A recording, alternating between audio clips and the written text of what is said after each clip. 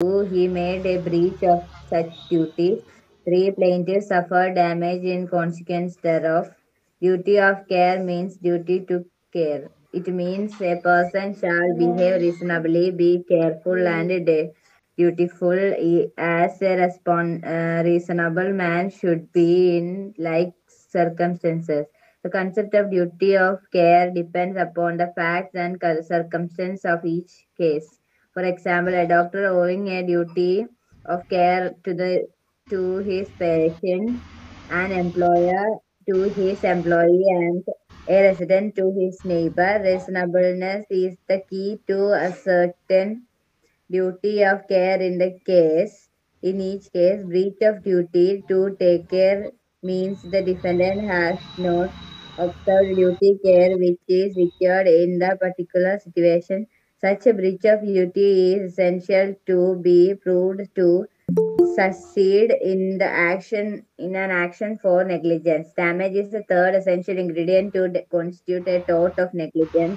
If, even if the defendant owes a duty of care to the plaintiff and makes a breach of such duty, no action shall lie for negligence if no damage is caused. Further damage must be reasonably foreseeable and if direct result of defendant's breach of duty of care. Damage must not be too remote that is not capable of being foreseen by a reasonable man. Therefore, in one case where the defendant chartered a ship carrying drums of petrol, due to leakage in drums, petrol collected in the hold of the ship. The workers negligently dropped a plunk, causing a spark, resulting in a huge fire and damaged the ship. It was held that the damage to the ship was direct consequence of negligence act of the defendants of loading broken drums. Defendants were held liable to the pay compensation to the ship company. Another leading case known as a wagon mount case, a oil ship in the high seas suffered leakage of fuel oil due to the negligence of the Upland servants. The oil spilled over. It was carried by tide to the wharf where employees were welding a ship. The sparks from the welding caused fire in the water, damaging wharf and the ship. In this case, it is decided that the appellants were not reliable as they could not have reasonably foreseen that the floating oil in a high seas would catch fire and damage the wharf and the ship. Yes, negligence എന്ന് പറഞ്ഞാൽ എന്താ ജൂലിയെ?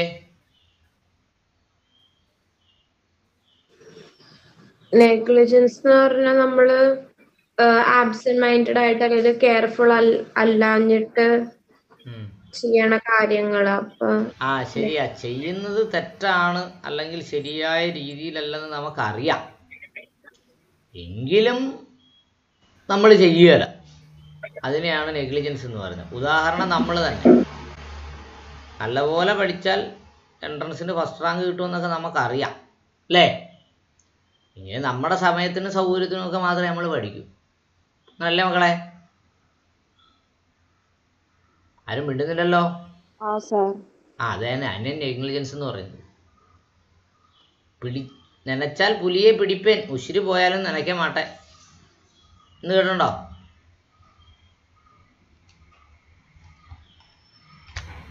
Julia മോളെ, ഞാൻ പറഞ്ഞ കേട്ടിട്ടുണ്ടോ? ഇപ്പോഴാണോ കേട്ടെ?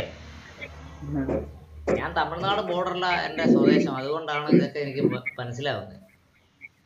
തമിഴിലെ ഒരു ചൊല്ലാണിത്, നനച്ചാൽ പുലിയെ പിടിപ്പേൻ. വിചാരിച്ചാൽ പുലിയെ വരെ പിടിക്കും, പക്ഷെ ഉശിര് പോയാലും നനയ്ക്കാൻ മാട്ടെ, ജീവൻ പോയാലും നമ്മൾ വിചാരിക്കുകയല്ല. മനസ്സിലായോ? അതിനെയാണ് എന്ത് പറയുന്നത്? നെഗ്ലിജൻസ് എന്ന് പറയുന്നത്. നോക്കൂ, negligence is the absence of care on the part of one party. Negligence എന്ന് പറയുന്നത് absence of care in the part of one party which result summon to other. അതുകൊണ്ട് ആർക്കെങ്കിലും ഒരാൾക്കോ അല്ലെങ്കിൽ മറ്റൊരാൾക്കോ ഡാമേജ് ഉണ്ടാകുന്നതിനെയാണ് നെഗ്ലിജൻസ് എന്ന് പറയുന്നത്. എന്താ negligence? Negligence is the absence of care on the part of one party which resulting in some damage to other. The essential element to constitute a tort of negligence are follows. Tort of negligence-ന് ഉണ്ടാകേണ്ട essential ingredients താഴെ പറയുന്നു. നോക്കൂ എന്തൊക്കെയാണ്. Defendant owed a duty to care to the plaintiff. ആദ്യത്തെ test, ഡിഫൻഡന്റിന് പ്ലെയിൻറ്റിഫിനോട് ഒരു ഡ്യൂട്ടി ഉണ്ടായിരിക്കണം. എന്ത് duty? Of care. He made a breach of duty. അങ്ങനെയുള്ള ഡ്യൂട്ടി പ്ലെയിൻറ്റിഫ് ബ്രീച്ച് ചെയ്തിരിക്കണം. ആദ്യം പറഞ്ഞെന്താ? Plaintiff have a duty of care towards the defendant. He made of such duty. അങ്ങനെയുള്ള ഡ്യൂട്ടി എന്ത് ചെയ്തിരിക്കണം? ബ്രീച്ച് ചെയ്തിരിക്കണം. Plaintiff suffered low damages in consequence of thereof. അങ്ങനെ ചെയ്ത ബ്രീച്ച് കൊണ്ട് പ്ലെയിൻറ്റിഫിന് എന്തുണ്ടായിരിക്കണം? Suffered damages. അദ്ദേഹത്തിന് ഡാമേജസ് സംഭവിച്ചിരിക്കണം. ഡാമേജ് അല്ല, ഡാമേജസ്. ഒന്ന്, നെഗ്ലിജൻസ് എന്ന് പറഞ്ഞാൽ absence of care on the part of one party which result summon to damage of other. The essential element to constitute tort of negligence are as follows. Essential element മൂന്നെണ്ണം ഉണ്ട്. Defendant owed a duty of care to the plaintiff. പ്ലെയിൻറ്റിഫിന് ഡിഫൻഡന്റിനോട് ഒരു duty of care ഉണ്ടായിരിക്കണം. He made a breach of such duty. അയാൾ അങ്ങനെയുള്ള ഡ്യൂട്ടിയിൽ എന്ത് ചെയ്തിരിക്കണം? ബ്രീച്ച് ചെയ്തിരിക്കണം. ആര്? പ്ലെയിൻറ്റിഫ്. ആരോട്? ഡിഫൻഡന്റിനോട്. Plaintiff suffered damages in consequence of thereof. അതുകൊണ്ട് പ്ലെയിൻറ്റിഫ് സഫേർഡ് ഡാമേജസ്. പ്ലെയിൻറ്റിഫിന് ഡാമേജ് സംഭവിച്ചിരിക്കണം. ഡ്യൂട്ടി ആർക്കാ ഉണ്ടാവേണ്ടത്? ഡിഫൻഡന്റ്. നഷ്ടം സംഭവിക്കേണ്ട ആർക്കാ? പ്ലെയിൻറ്റിഫിന്. ഡ്യൂട്ടി ഓഫ് കെയർ എന്ന് പറഞ്ഞാൽ എന്താണ്? Duty of care means to take care. To take care. അമ്മ കുഞ്ഞുങ്ങളെ സംരക്ഷിക്കുന്ന പോലെ ഒരു duty of care. It means a person shall behave reasonably. Person എന്ത് ചെയ്തിരിക്കണം?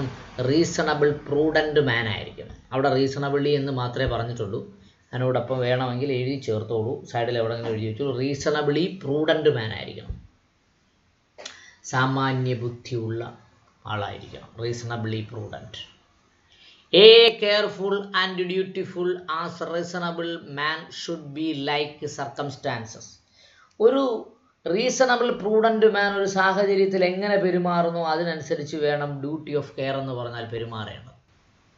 The concept of duty of care depends upon the facts and circumstances of the case. Concept of duty of care എന്ന് പറഞ്ഞാൽ ഒരു നിയമപുസ്തകത്തിൽ ഇങ്ങനെ എഴുതി വെച്ചേക്കുന്നല്ല. It depends the facts and circumstances of each case.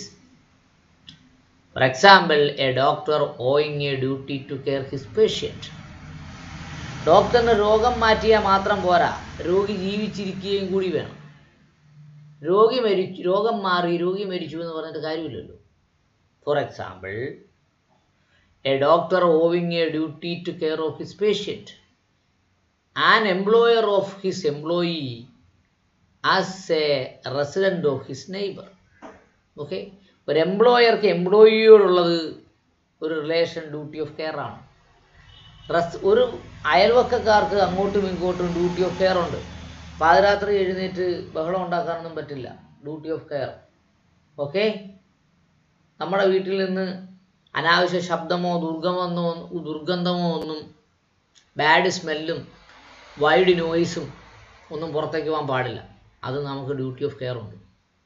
Okay, നമ്മുടെ വീട്ടിലെ അഴുക്ക് ചപ്പുചവറുകൾ ഒക്കെ വാരി അയലത്തുകാരുടെ പറമ്പിലിടാനൊന്നും പാടില്ല. Okay, it is a duty of care. Reasonableness is the key out to ascertain duty of care in each case. എന്താണ് റീസണബിൾനെസ് എന്ന് പറഞ്ഞാൽ is the key. അതൊരു കീ ആണ്. എന്ത് കീ ആണ്? എന്ത് ടെസ്റ്റ് ചെയ്യാൻ? To ascertain the duty of care in each cases. ഓരോരോ കേസിലും ഡ്യൂട്ടി ഓഫ് കെയർ ഉണ്ടോ എന്ന് നോക്കുന്നത് എന്ത് ടെസ്റ്റ് ഉപയോഗിച്ചിട്ടാണ്? റീസണബിൾനെസ് എന്ന് പറയുന്ന ടെസ്റ്റ് ഉപയോഗിച്ചിട്ടാണ്. ബ്രീച്ച് ഓഫ് ഡ്യൂട്ടി എന്ന് പറഞ്ഞാൽ എന്താണ്? അപ്പോൾ നമ്മൾ പറയുന്നു breach of duty to take care means defendant has not observed the due care which is required in a particular situation. ഒരു പ്രത്യേക സാഹചര്യത്തിൽ അയാൾ ബ്രീച്ച് ഓഫ് ഡ്യൂട്ടി ചെയ്തു എന്ന് പറയുന്നത് എങ്ങനെയാണ്? To take care means defendant has not observed due care which is required in a particular situation. ഒരു പ്രത്യേക സാഹചര്യത്തിൽ അയാൾ എടുക്കേണ്ട ഡ്യൂട്ടി ചെയ്തിട്ടില്ല എന്ന് പറയുന്നതിനെയാണ് ബ്രീച്ച് ഓഫ് ഡ്യൂട്ടി എന്ന് പറയുന്നത്. Such breach of duty is essential to provide to succeed in an action for negligence. അങ്ങനെ അയാൾ എടുക്കാത്ത ബ്രീച്ച് ഓഫ് ഡ്യൂട്ടി എന്ത് ചെയ്യാം?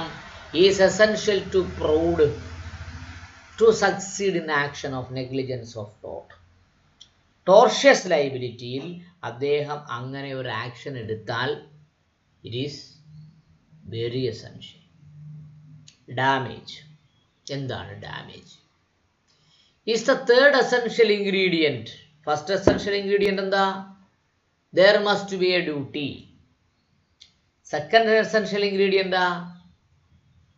that duty must be breached by the defendant. Defendant duty breach ചെയ്തിരിക്കണം. Third essential ingredient എന്താ? ആ damage ഉണ്ടോ എന്ന് നോക്കണം. Damage is the third essential ingredient to constitute a tort of negligence. Tort of negligence ന് എന്ത് വേണം?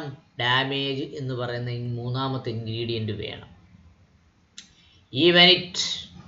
Even if the defendant owes a duty to care to plaintiff and makes a breach of such duty, no action shall lie for negligence. എന്ത് പറഞ്ഞു? Damages is a third essential ingredient to constitute a tort of negligence. ഒരു tort negligence ഉണ്ടാകണമെങ്കിൽ മൂന്നാമത്തെ essential ingredient ഉണ്ടാവണം. എന്തുണ്ടാവണം? Damage ഉണ്ടാവണം. ഒന്നാമത്തെ essential ingredient എന്താ? there must be a duty. രണ്ടാമത്തെ എസൻഷ്യൽ ഇൻഗ്രീഡിയൻ്റ് എന്താ? the duty must be breached. Duty breach ചെയ്തിരിക്കണം. മൂന്നാമത്തത് അങ്ങനെ ചെയ്യുന്നത് കൊണ്ട് it suffered loss to the plaintiff. പ്ലെയിൻറ്റിഫിന് ലോസ് ഉണ്ടായിരിക്കണം. Okay. Damage is the third essential ingredient to constitute a tort of negligence. Even if the defendant owes a duty of care to the plaintiff and makes a breach of such duty. നിലവിൽ ഒരു ഡിഫൻഡന്റിന് പ്ലെയിൻറ്റിഫിനോടൊരു duty ഉണ്ടെങ്കിലും അത് ചെയ്തിട്ടില്ല എന്ന് തെളിഞ്ഞാലാണ് എന്ത് പറയുന്നത്?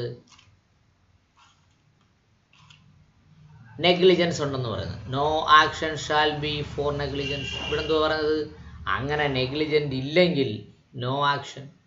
Even if the defendant owes a duty of care to plaintiff and makes a breach of such duty, no action shall be for the negligence. If no damage is caused, damage ഇല്ല, no action for negligence. Okay. Further, damages must be reasonably foreseeable. Damage റീസണബിളായി മുൻകൂട്ടി കാണാൻ പറ്റുന്നതായിരിക്കണം. And a direct result of the defendant breach of duty of care. അതിൽ direct result ഉണ്ടായിരിക്കണം. ഏതിൽ നിന്ന്? Duty of care breach ചെയ്തതിൽ. Damages must not be too remote. Damages എന്ത് ചെയ്യാൻ പാടില്ല? റിമോട്ട് ഡാമേജ് ആവാൻ പാടില്ല. ടൂ റിമോട്ട് ഡാമേജ് ആവാൻ പാടില്ല. Not capable of being foreseen by reasonable man. സാധാരണക്കാരന് കണക്ക് കൂട്ടാൻ പറ്റുന്ന ഡാമേജസ് ആയിരിക്കണം. റീസണബിൾ മാന് തോന്നിയിരിക്കണം അവിടെ ഡാമേജ് സംഭവിച്ചിട്ടുണ്ട്. ഒന്ന്, ഡ്യൂട്ടിയുണ്ട്. 2, ബ്രീച്ച് ഓഫ് ഡ്യൂട്ടി ചെയ്തിട്ടുണ്ട്. അങ്ങനെ ബ്രീച്ച് ഓഫ് ഡ്യൂട്ടി ചെയ്തുകൊണ്ട് എന്തുണ്ടായിരിക്കണം? ഡാമേജ് ഉണ്ടായിരിക്കണം. ആ ഡാമേജ് ടൂ റിമോട്ട് ആകാനും പാടില്ല. Therefore, അതുകൊണ്ട് in one's case, whether the defendant chartered a ship carrying drums of petrol. ഇവിടെ കൊച്ചിൻ റിഫൈനറി ഉണ്ട്. കൊച്ചിൻ റിഫൈനറിയിൽ നിന്ന് കൊച്ചിയിൽ നിന്നുള്ള എണ്ണ ഉണ്ടാക്കിയല്ല കൊച്ചിൻ റിഫൈനറിയിൽ പ്യൂരിഫൈ ചെയ്യുന്നത്. മറ്റ് രാജ്യങ്ങളിൽ നിന്ന് എണ്ണ കൊണ്ടുവന്നാണ് ഇവിടെ പ്യൂരിഫൈ ചെയ്യുന്നത്. അങ്ങനെ ഒരു എണ്ണ കപ്പൽ, ഒരു ship carrying drums of petrol is moving. Due to leakage in ഡ്രമ്മിന് എന്തുണ്ടായി? ലീക്കേജ് ഉണ്ടായി. ഇതൊക്കെ സ്വാഭാവികമാണ്. Petrol collected in the hold of a ship. ആ ഷിപ്പിൻ്റെ സൈഡിലെല്ലാം പെട്രോൾ ഇങ്ങനെ തിങ്ങി നിറഞ്ഞു കളക്ട് ചെയ്യും. A worker negligently drop a plank causing a spark resulting the huge fire. അദ്ദേഹം ഒരു ആയുധം താഴേക്കിട്ടു, അതിൽ നിന്ന് സ്പാർക്ക് ഉണ്ടായി. സ്പാർക്കിൽ നിന്നും എന്തുണ്ടായി? ഹ്യൂജ് ഫയർ ഉണ്ടായി.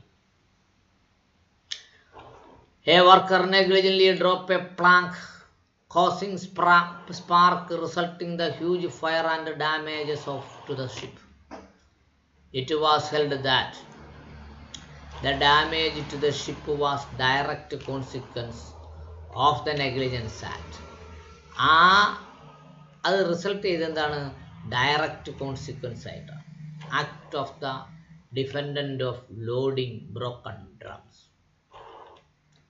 Defendant were held liable. Defendant liable ആണെന്ന് പറഞ്ഞു. To pay compensation to shipping company. Shipping കമ്പനിക്ക് ആര് പൈസ കൊടുക്കണം? ഡിഫൻഡന്റ് പൈസ കൊടുക്കണമെന്ന് കോടതി പറഞ്ഞു. മനസ്സിലായല്ലോ? In other leading case known as wagon mound case. Very very important case കേട്ടോ. നെഗ്ലിജൻസിൽ ഏറ്റവും പ്രധാനപ്പെട്ട ഒരു കേസാണ് wagon mound case. An oil ship in high sea. ഒരു ആഴക്കടലിൽ, ഹൈ സീയിൽ ഒരു oil ship suffered leakage of the fuel of due to negligence of the appellant servant. Appellant എന്ന് പറഞ്ഞാൽ എന്താ ജൂലിയ മോളെ?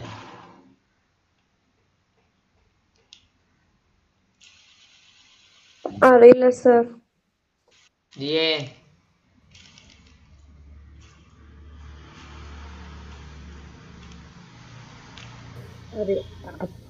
ഇല്ല, അറിയില്ല സർ. ആർക്ക് പറയാം? കാർത്തിക മോളെ, എന്താണ് അപ്പലന്റ് എന്ന് പറഞ്ഞാൽ?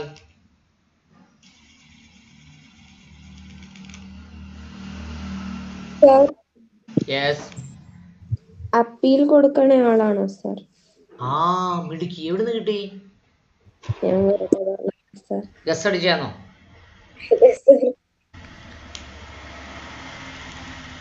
യെസ്, അപ്പീൽ കൊടുക്കുന്നയാള്, അതാണ് അപ്പലന്റ്. ശരി, നോക്കൂ. അപ്പോ അപ്പലന്റ് സെർവൻസ്, അപ്പലന്റിന്റെ സെർവന്റ് എന്തുകൊണ്ട്? നെഗ്ലിജൻസ് കൊണ്ടാണ് ലീക്കേജ് ഉണ്ടായത്. The oil spread over. കടലിലൊക്കെ ഓയിൽ വീണാൽ എന്ത് ചെയ്യും? വെള്ളത്തിന്റെ മുകളിൽ ഇങ്ങനെ ഒഴുകി നടക്കും. അതുകൊണ്ട് കടലിൽ മൊത്തവും ഓയിൽ സ്പ്രെഡ് ചെയ്യും. Okay. It was carried by tide to the wharf where employees were welding ship. Wharf എന്ന് പറഞ്ഞാൽ അറിയാമല്ലോ, ഷിപ്പ് വെൽഡിങ് നടക്കുന്ന സ്ഥലമാണ് വാർഫ്. ഇപ്പോൾ കൊച്ചിൻ ഷിപ്പ് യാർഡിൽ വാർഫുണ്ട്. അവിടെ വെച്ചാണ് ഷിപ്പ് വെൽഡ് ചെയ്യുന്നത്.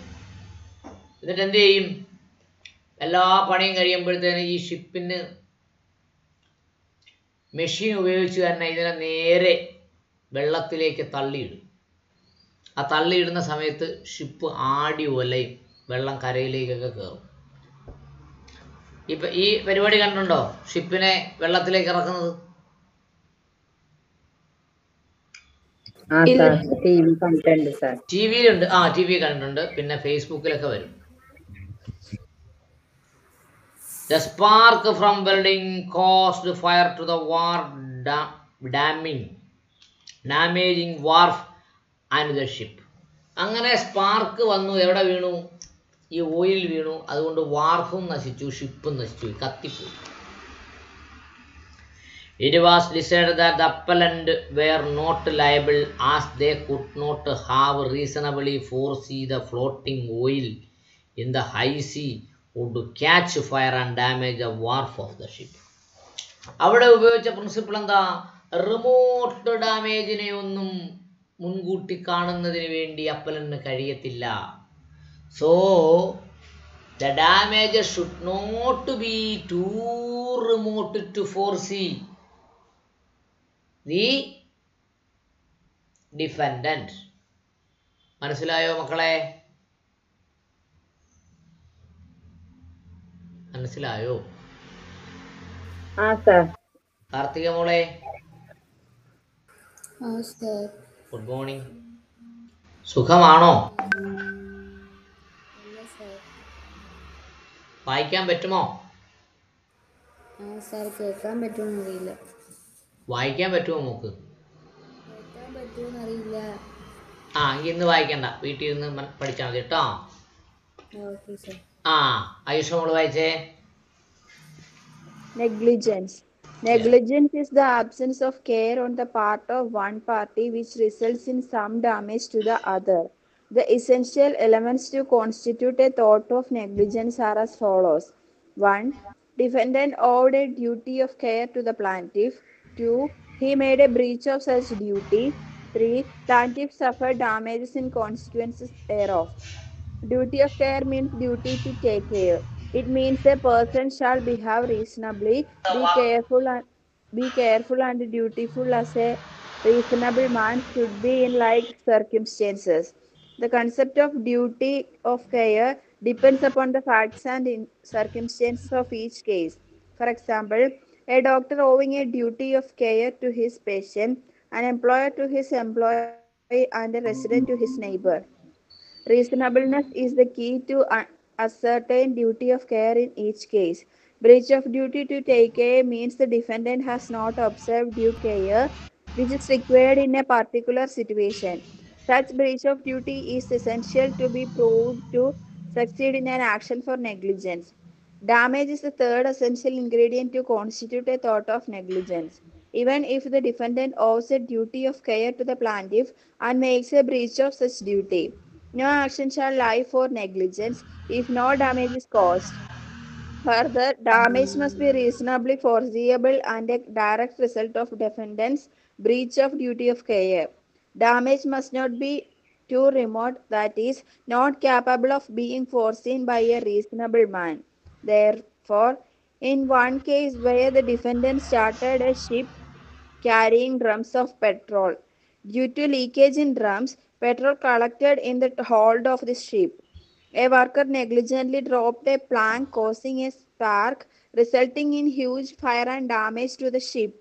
It was held that the damage to the ship was direct consequence of the negligent act of the defendant of loading broken drums. Defendants were held liable to pay compensation to the shipping company. In another leading case known as the Wagon case, a oil ship in the high seas suffered leakage of fuel oil due to negligence of appellant servants. The oil spread over. It was carried by tide to the wharf where employees were welding a ship. The sparks from welding caused fire in the water, damaging wharf and the ship. In this case, it was decided that the appellants were not liable as they could not be reasonably foreseen that the floating oil in the high seas would catch fire and damage the wharf and the ship. ആ ആർക്കെങ്കിലും എന്തെങ്കിലും doubt ഉണ്ടോ? ഇല്ല sir. ഇല്ല. ആ Julie മോളെ illustration ഒന്ന് വായിച്ചേ. ആ ഇല്ലസ്ട്രേഷൻ ഇല്ലല്ലോ അവിടെ അല്ലേ? ഇല്ല. Yeah. Maxim res ipsa loquitur. This Yes, maxim is not yes, a principle. ആ വായിച്ചോളൂ. This maxim is not a principle of a liability but a rule of evidence. It means that the thing speaks for itself. That is, the facts and circumstances establish a prima facie case of negligence against the defendant. Mere happening of the accident should tell its own story and raise the inference of negligence on the part of the defendant. Illustrations A. Where a person going along a highway was injured by the fall of a barrel from out of the window of a defendant's warehouse. B. Where an employee was killed by an explosion of the gas apparatus in the defendant's factory. C. Where a surgeon left a towel inside the stomach of a patient after operation. D. A rickshaw going on the correct side was hit by a bus coming from the wrong side of the road. Yes, illustration ഉണ്ട് അല്ലേ? Yes, നോക്കൂ. The Maxim res ipsa ലിക്വിറ്റർ. അതിൻ്റെ meaning എന്താ? Thing speaks for itself. Yes, things speaks for itself. This maxim is ഏത് maxim? Res ipsa loquitur എന്ന് പറഞ്ഞ maxim is not a principle of a liability but a rule of evidence. ഇതൊരു liability fix ചെയ്യുന്നതിന് വേണ്ടിയുള്ള ഒരു principle അല്ല. It is a rule of evidence. ഇത് എവിഡൻസിൻ്റെ ഒരു റൂളാണ്. ഇറ്റ് മീൻസ് ദാറ്റ് ഇത് അർത്ഥമാക്കുന്നത് എന്താണ്? The thing speak it self. Things കാണുമ്പോൾ തന്നെ കാര്യം എന്താണെന്നറിയാം. അതിന് മലയാളത്തിൽ ഒരു ചൊല്ലുണ്ട്, ഉണ്ണിയെ കണ്ടാൽ അറിയാം ഊരിലെ പഞ്ഞു. Okay, that is the facts and circumstances establish the prima facie case. Anjuye, sir.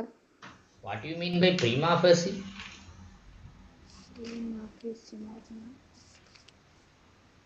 എന്താ ദിയേ? ആദ്യത്തെ എന്നൊക്കെ പറയണം. എന്റെ കർത്താവേ, അത് ആദ്യമായിട്ട് ഇങ്ങനെ നോക്കുമ്പോൾ ആ ഗുരുമോള് പറഞ്ഞേ. First sight അല്ല, അറ്റ് ഫസ്റ്റ് സൈറ്റ്, ആദ്യമായി കാണുന്നത്, ഒറ്റ നോട്ടത്തിൽ കാര്യം മനസ്സിലാക്കും. ഓക്കെ, പ്രീമാ ഫേസി, ഒറ്റ നോട്ടത്തിൽ. അവിടെ എന്തുവാ പറഞ്ഞേ? This maxim is not a principle of liability but a rule of evidence. Res ipsa loquitur is not a principle of liability. അത് ലൈബിലിറ്റി ഫിക്സ് ചെയ്യുന്ന സാധനമല്ല. പിന്നെന്താണ്? It is a rule of evidence. It is an evidence. 1872 Indian evidence ആക്ടിൻ്റെ ഭാഗമാണ്.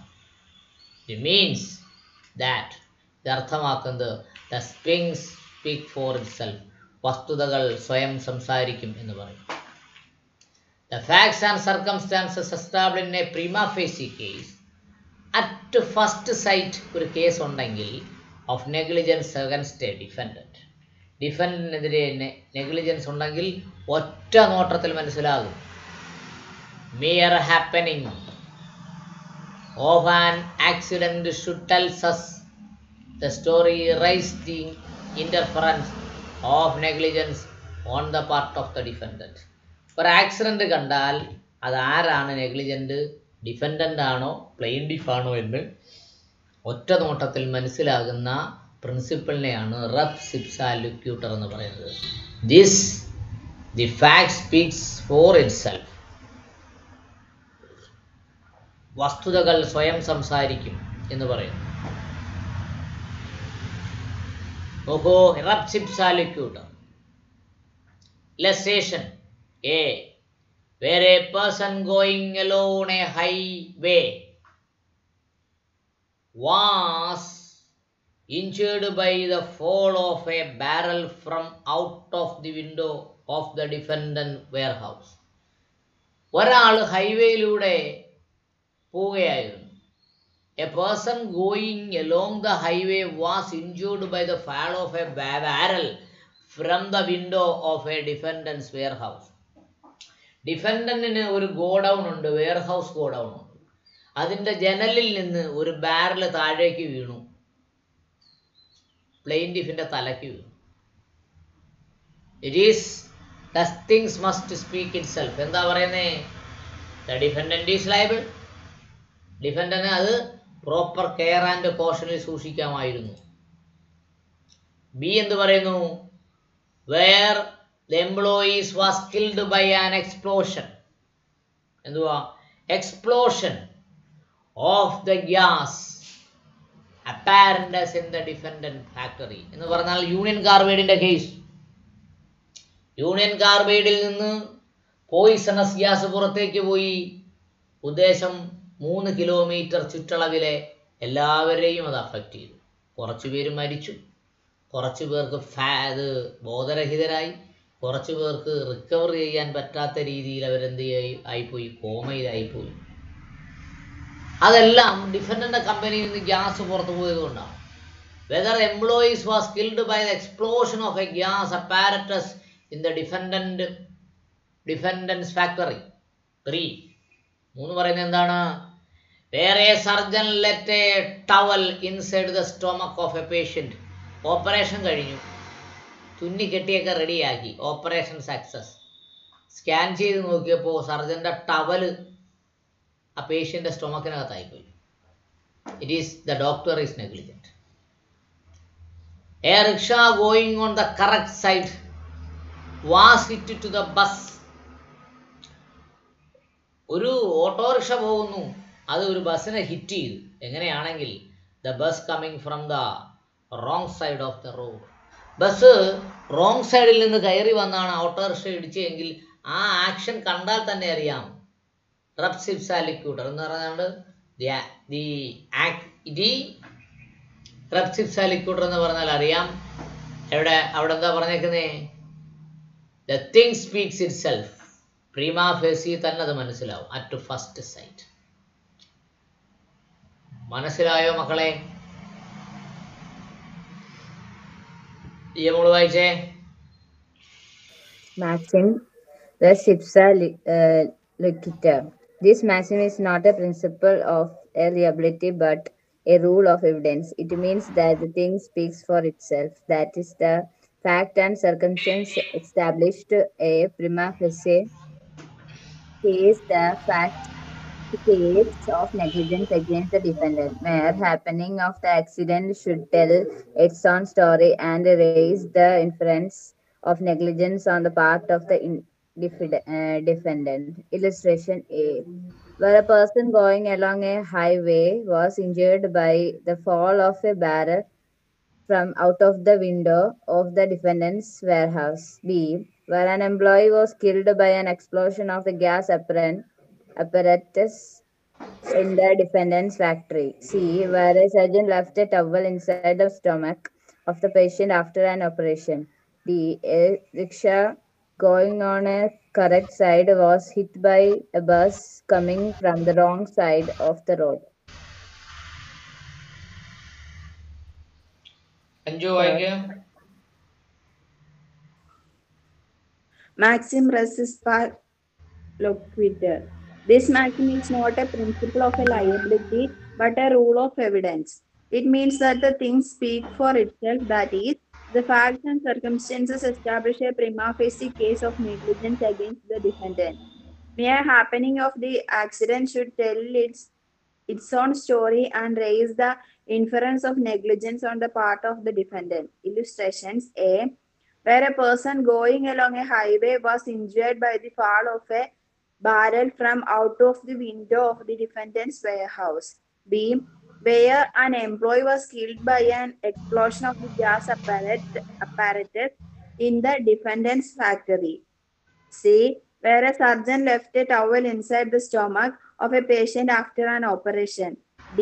A rickshaw going on the correct side was hit by a bus coming from the wrong side of the road. മനസ്സിലായോ? മനസ്സിലായി. Yes, Julia മോളെ അടുത്ത വായിച്ചേ. Example, legal principle. A careless person becomes liable for his negligence when he owed a duty of care to others. Factual situation. As the bus was leaving platform, car rushed and boarded the bus, keeping the door open. Ashish, who was standing at the edge of the platform, was hit by the door of the moving bus and injured. Ashish claims compensation from Kashish. A. Kashish is liable to Ashish for not having taken care to close the door of the moving bus. B. Kashish is not liable to Ashish as it was the duty of the conductor of the bus to close the door. C. Kashish is not liable to Ashish as it was the duty of the latter to take sufficient care on the platform and not to expose oneself on such a accidental harm. D. None of the above. The answer is A. If the door of the bus opens outwardly, being the last man to board, Mr. Kashish has a duty to take care to close the door. He is therefore liable to compensate Ashish. അത് നമ്മൾ വായിച്ചേ. Example 37. Legal principle. A careless person becomes liable for his negligence when he owed a duty of care to others. Fact situation. As the bus was leaving the platform, Cashish rushed and boarded the bus, keeping the door open. Ashish, who was standing at the edge of the platform, was hit by the door of the moving bus and injured. Ashish claims compensation from Kashish. A. Kashish is liable to Ashish for not having take care to close the door of the moving bus. B. Kashish is not liable to Ashish as it was the duty of the conductor of the bus to close the door. C. Kashish is not liable to Ashish as it was the duty of the latter to take sufficient care while standing on the platform as not to expose oneself to such accident harm. D. None As of the above. The answer is C. A. If the door of the bus opened outwardly, being the last man to board, Mr. Kashish has the duty to take care to close the door. He is therefore liable to compensate Ashish. അഞ്ചു വായിച്ചേ. Example 37. Legal principle. A careless person becomes liable for his negligence when he owed a duty of care to others. Factual situation. As the bus was leaving the platform, Kashish rushed and boarded the bus, keeping the door open. Ashish, who was standing at the edge of the platform, was hit by the door of the moving bus and injured. Abhish claims compensation from Kashish. A. Kashish is liable to Ashish for not having taken care to close the door of the moving bus. B. Ashish is not liable to Ashish as it was the duty of the conductor of the bus to close the door. C. Kashish is not liable to Ashish as it was the duty of the latter to take sufficient care while standing on the platform as not to expose oneself to such accidental harm. D. None of the above. The answer is A. If the door of the bus opens outwardly, being the last man to board, Mr. Kashish has a duty to take care to close the door. He is therefore liable to compensate Ashish.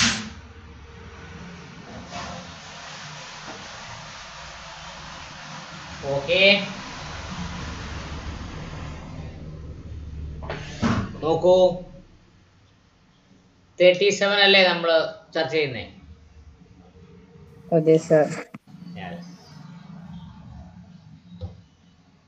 A careless person become liable for his negligence when he owed a duty to care to others. ഒരു careless person എന്താവും? Become liable, അയാൾ liable ആവും. For his negligence, എന്തിന്? അയാളുടെ നെഗ്ലിജൻസിന്.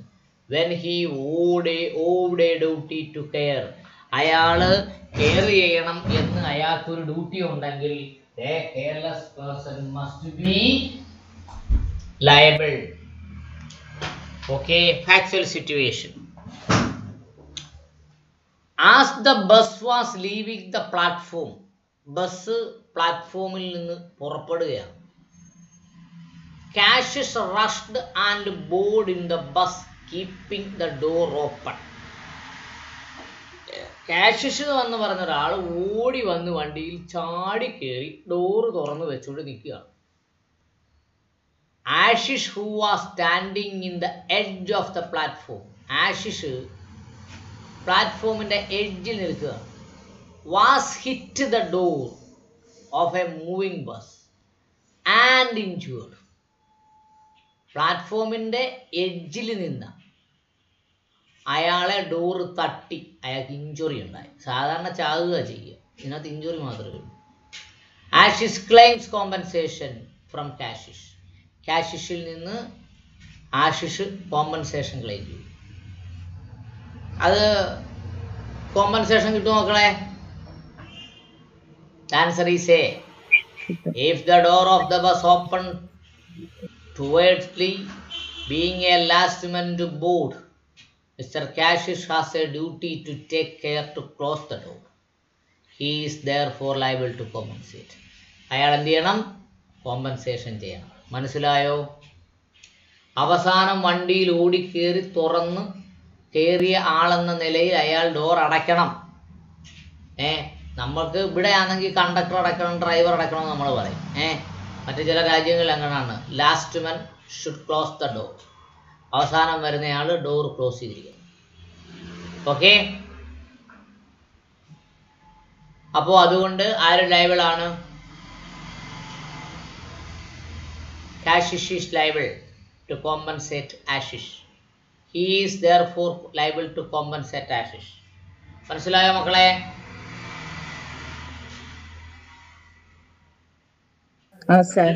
ആരും മിണ്ടുന്നില്ലല്ലോ. Ready ready ready. മനസ്സിലായി. Julia മോളെ, അപ്പോൾ 38 എന്ന് വായിച്ചേ. 38.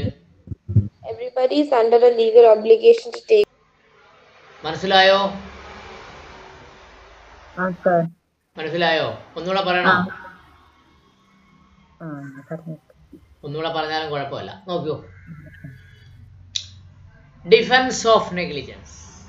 നെഗ്ലിജൻസിന്റെ defence apart from the general defence available against the tort. ടോർട്ടിന്റെ ജനറൽ ഡിഫൻസ് എന്തൊക്കെയാ മക്കളെ?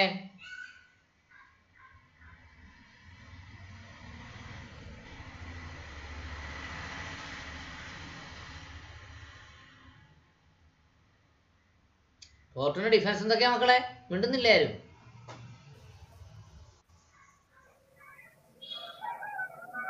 കേക്കട്ടെ.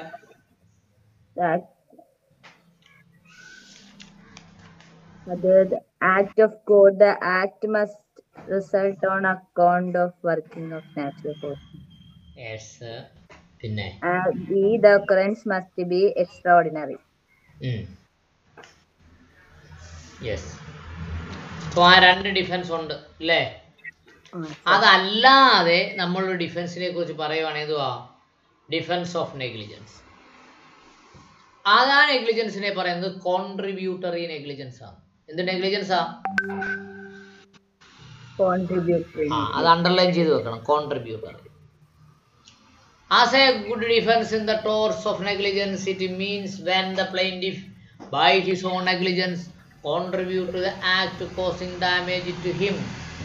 അയാൾക്ക് കോൺട്രിബ്യൂട്ടറി നെഗ്ലിജൻസ് ഉണ്ടായത് കൊണ്ടും കൂടിയാണ് ആക്സിഡന്റ് സംഭവിച്ചത് അല്ലെങ്കിൽ ടോർട്ട് സംഭവിച്ചത് എന്ന് തോന്നിയാൽ, this rule is that if the person suffers damages due to his own negligence act, he cannot sue to the other negligent person for damages.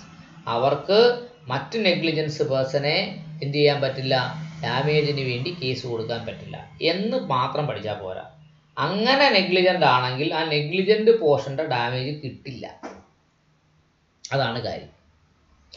In an English case, ഈ കേസുകളൊക്കെ നമ്മൾ refer ചെയ്യുമ്പോൾ in an English case എന്നൊക്കെ പറഞ്ഞിട്ടേ തുടങ്ങുന്നത്. കാര്യം എന്താണെന്നറിയാമോ?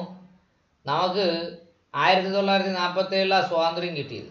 1950 നമുക്ക് ഭരണഘടന വന്നത്. എന്നിട്ടാണ് നമ്മളുള്ളത്തെ ഒരു നിയമം പഠിക്കാൻ തുടങ്ങിയത്. പിന്നല്ലേ കേസ് നടത്താൻ തുടങ്ങുന്നത്. അപ്പോൾ പ്രത്യേകിച്ചും സിവിൽ കേസും ക്രിമിനൽ കേസും ഒക്കെ റെഫർ ചെയ്യുമ്പോൾ നമ്മൾ ഇംഗ്ലണ്ടിലെ കേസ് റെഫർ ചെയ്യും. കാര്യം എന്താ? നമുക്ക് നിയമം ഉണ്ടാക്കി തന്നെ അവരാ.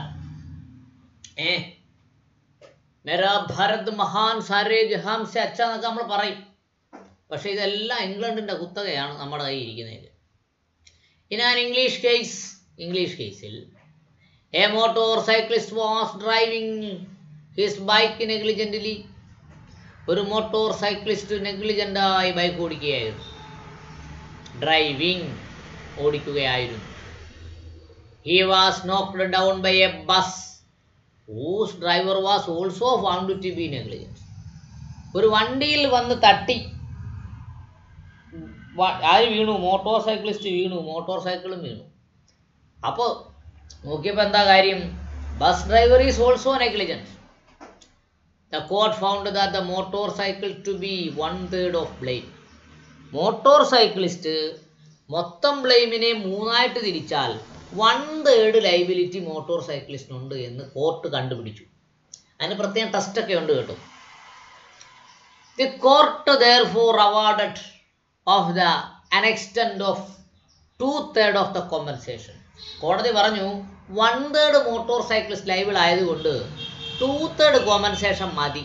അതുകൊണ്ട് കോൺട്രിബ്യൂട്ടറി നെഗ്ലിജൻസ് ഞങ്ങൾ പരിഗണിച്ചിട്ടുണ്ടെന്ന് പറഞ്ഞു. നോക്കൂ, സിമിലർലി അതുപോലെ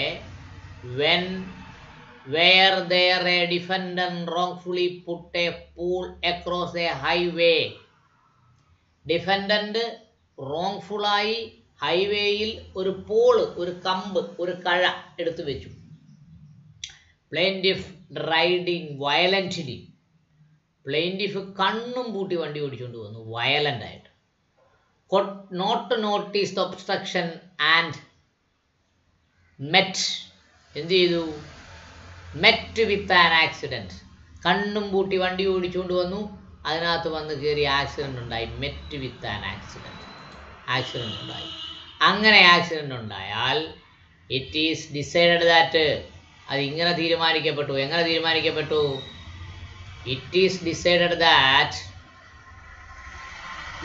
ഹീ കനോട്ട് റിക്കവർ ഡാമേജസ്. അയാൾക്ക് എന്ത് ചെയ്യാൻ പറ്റില്ല? ഡാമേജസ് റിക്കവർ ചെയ്യാൻ പറ്റില്ല.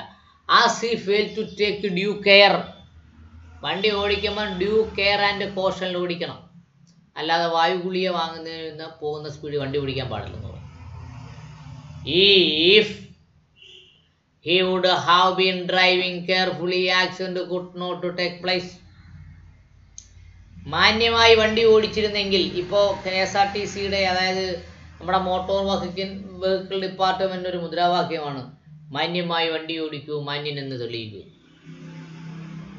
മനസ്സിലായോ? As a contributory to the act causing damages, he cannot claim in tort. He is so rash and negligent driving, he cannot claim for tortious liability. എന്ന കോടതി അങ്ങ് പറഞ്ഞു. അതുകൊണ്ട് 10 പൈസയും കിട്ടത്തില്ല എന്ന് ആര് പറഞ്ഞു? കോടതി പറഞ്ഞു. മനസ്സിലായോ? ഓക്കെ. ആ, ഇനി അഞ്ചു അല്ലേ വായിക്കണ്ടേ? അതെ.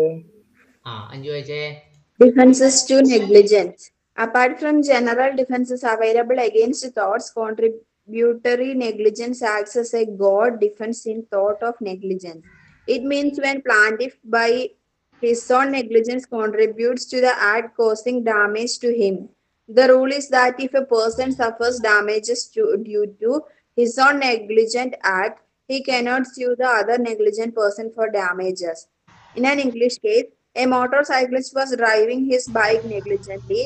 He was knocked down by a bus whose driver was also found to be negligent. The court found motorcyclist to be 1/3 to blame. The court therefore awarded damages to the extent of 2/3 of the compensation. Similarly, where the defendant wrongfully put a pole across a highway, plaintiff riding violently could not notice the obstruction and met with an accident. It was decided that he cannot recover damages as he failed to take due care. If he would have been driving carefully, accident could not have taken place. As a contributory to the act causing damage, he cannot claim damages in torts. മോളെ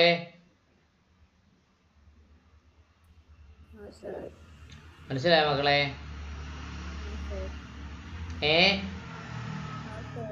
ഇനി പറയണോ? ആർക്കെങ്കിലും ഇനി പറയണോ? വേണ്ട sir. Yes, വിലിയമോളെ. Sir. Yes, Example. Next If the 39 വായിച്ചേ. If, as a result of carelessness, one injures another, he is legally liable to the injured victim for resulting damages unless the victim's own carelessness also contributes to causing the accident.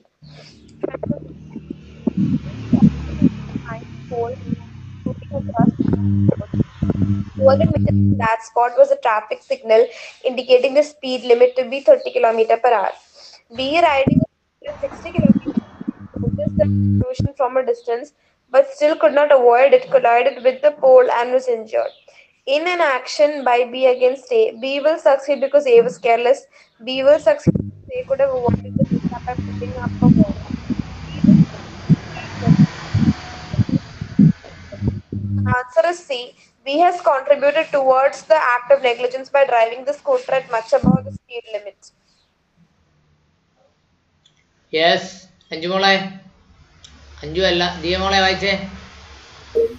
Sir. ഉം. Example 39. Legal principle. If as a result of carelessness one injure another, he is legally liable to the injured victim for resulting damages unless the victim's own carelessness also contributes to causing the accident. Fact situation. A carelessly left an iron pole protruding across a public road. 200 meters from that spot was a traffic signal indicating the speed limits to be at 30 km per hour. B riding a scooter at 60 km per hour noticed the protrusion from a distance, but it still could not avoid it, collided with a pole and was injured.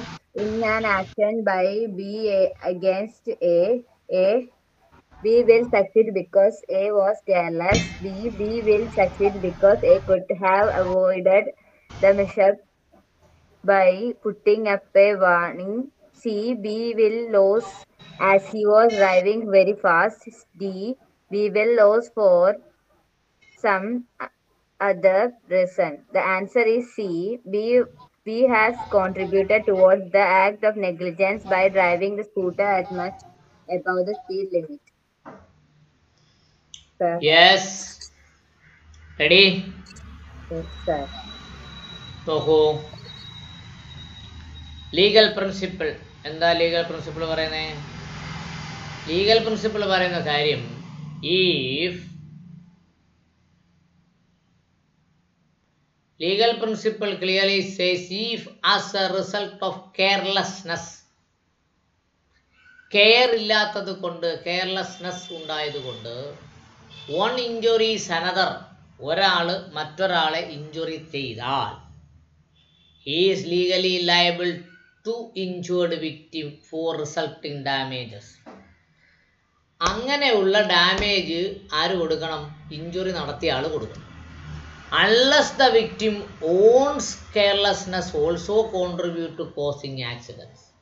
എങ്ങനെയാണെങ്കിൽ contributory negligence ഇല്ലെങ്കിൽ. Factual situation ഇവിടെ പറഞ്ഞെന്താ? A carelessly left an iron pole protruding across a public road. A എന്ന് പറയുന്ന ഒരാൾ ഒരു iron road careless ആയി എങ്ങോട്ട് എടുത്തിട്ടിരുന്നു?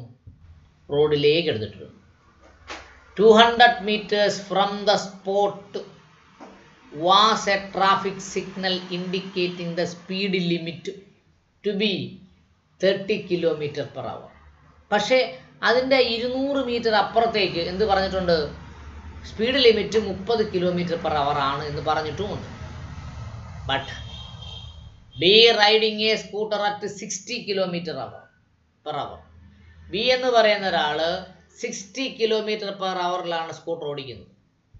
Notice the portions from the distance. അങ്ങനെ ഈ പോള്, അയൺ പോള് പ്രൊജക്റ്റ് ചെയ്ത് നിൽക്കുന്ന അയാൾ കണ്ടു. But still could not avoid, പക്ഷേ അവോയ്ഡ് ചെയ്യാൻ പറ്റിയില്ല. എങ്ങനെ? Collide with a pole and was injured. അയാൾ എന്ത് ചെയ്തു? ആ പോളുമായി കൊളൈഡ് ചെയ്തു, കൂട്ടിമുട്ടി, ആക്സിഡന്റ് ഉണ്ടായി. ആൻഡ് ഹി വാസ് ഇഞ്ചുർഡ്, അവർക്ക് ഇഞ്ചുറി സംഭവിച്ചു. In an action by B, B എക്കെതിരെ കൊണ്ട് കേസ് കൊടുത്തു. എന്തുവാ? റോഡിലേക്ക് ഇരുമ്പ് റോഡ് എടുത്തിട്ടതിന് കേസ് കൊടുത്തു. But the answer is C. B has a contributed towards the act of negligence by driving the scooter at much above high speed limit. Speed ലിമിറ്റിൽ കൂടുതൽ അയാൾ സ്കൂട്ടർ ഓടിച്ചത് കൊണ്ട് കോൺട്രിബ്യൂട്ടറി നെഗ്ലിജൻസ് ഉണ്ട് എന്ന് പറഞ്ഞു.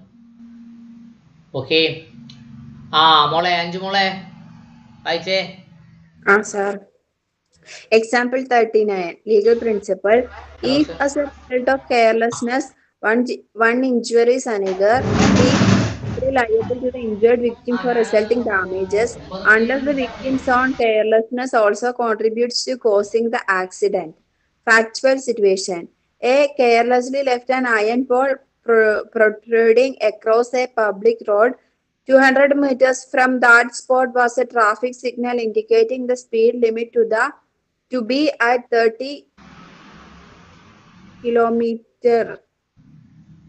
B, riding a scooter at 60 kilometer per hour, noticed the protrusion from a distance but still could not avoid it. Collided with the pole and was injured in an action by B against A. A. B will succeed because A was careless. B. B will succeed because A could have avoided the mishap by putting up a warning. C. B will lose as he was driving very fast. D. B will lose for some other reason. The answer is C. B has contributed towards the act of negligence by driving the scooter at much above the speed limit. Yes, ready? ആർക്കെങ്കിലും സംശയമുണ്ടോ? No, sir. ഇല്ല. കാർത്തിക മോളെ,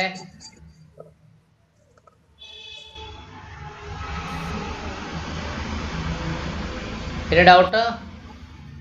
ഇല്ല sir. ആ കാർത്തിക മോളെ ഒന്ന് വിളിച്ച് ചോദിച്ചില്ലെങ്കിലും doubt ഉണ്ടെങ്കിൽ പറയണം കേട്ടോ. ഇല്ലെങ്കിൽ മെസ്സേജ് അയച്ചാലും മതി കേട്ടോ. ശരി. ജൂലിയ മോളെ വായിച്ചേ. Nuisance. Nuisance means an unlawful person's use or enjoyment of land. Interference with comfort, health, safety of the other. Nuisance is of two types: one public nuisance, two private nuisance. One public nuisance is interference with some person's right. It is a crime and punishable under Indian Penal Code. For example, keeping brothel, digging trench on a highway, contaminated food, etc. Two private nuisance, civil wrong or tort. The essentials of a tort of nuisance are: one, unlawful interference with the use or enjoyment of land and by the other person, resulting in some injury or discomfort to him. Two, the act must result in damage to the plaintiff. Normally, constant noise or unusual or abnormal noise, unlawful obstruction, offensive smell of fumes, loud playing of musical instruments at odd hours, all constitute a tort of nuisance. In an English case, a small factory making candles had been emitting of for many years. The plaintiff moved to residence nearby later on. It was held that there was nuisance. Evidence believed that the plaintiff himself came to the nuisance was rejected. When the statute has authorized the doing of a particular act, all remedies are taken away, provided that every reasonable precaution consistent with the exercise of the statutory powers have been taken. In an English case, the defendant under statutory authority used locomotive engines on their escape or from their engines fire, and the plaintiff, as they had taken all reasonable precautions to prevent the escape. However, the liability for nuisance cannot be avoided where the act authorized by the statute has been done negligently.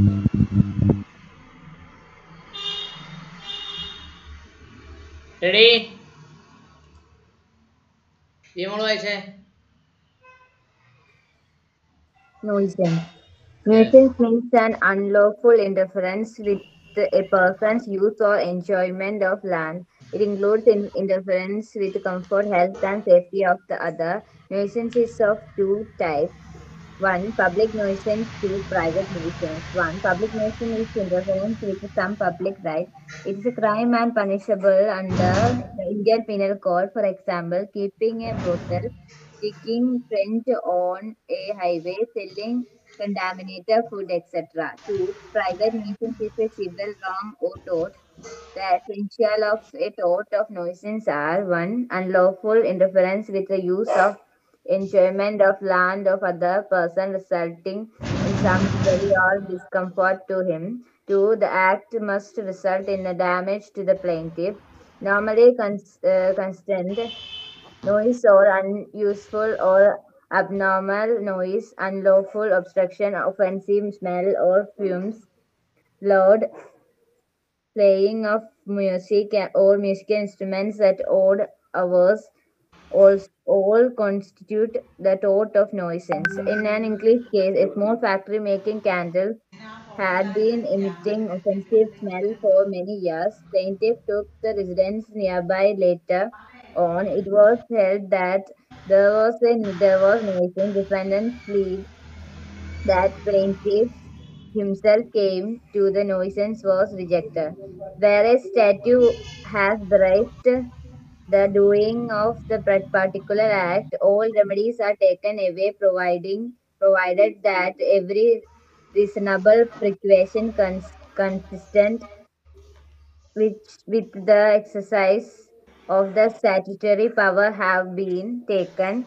In an English case, the defendant under the statutory authority used locomotive engines on their railways. The escape of sparks from their engine caused fire and the plaintiff suffered damage. They were not held liable in a nuisance as they had taken all reasonable precaution to prevent the escape. However, the liability for nuisance cannot be avoided where the act authorized by the statute has been done negligently. Yes. Anjush വായിച്ചേ. Law of nuisance. Nuisance means an unlawful interference with a person's use or enjoyment of land. It includes interference with comfort, health, and safety of the other. Nuisance is of two types. One, public nuisance, private nuisance. Public nuisance is interference with some public right. It is a crime and punishable under the Indian Penal Code. For example, keeping a brothel, digging trench on a highway, selling contaminated food, etc. 2. Private nuisance is a civil wrong or tort. The essentials of a tort of nuisance are 1. Unlawful interference with the use of enjoyment of land of other person resulting in some injury or discomfort to him. 2. Act must result in a damage to the plaintiff, normally constant noise or unuseful or abnormal noise. Unlawful obstruction, offensive, small or fumes, loud playing of music or musical instruments at odd hours. All constitute the tort of nuisance. In an English case, a small factory making candles had been emitting offensive smell for many years. Plaintiff took the residence nearby later on.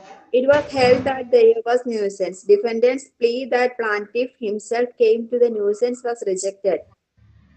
Where a statute has authorized the doing of a particular act, all remedies are taken away, provided that every reasonable precaution consistent with the exercise of the statutory powers has been taken. In an English case, the defendant and a statutory authority used locomotive engines on their railways. The escape of sparks from their engine caused fire and the plaintiff suffered damage. They were not held liable in nuisance as they had taken all reasonable precautions to prevent the escape.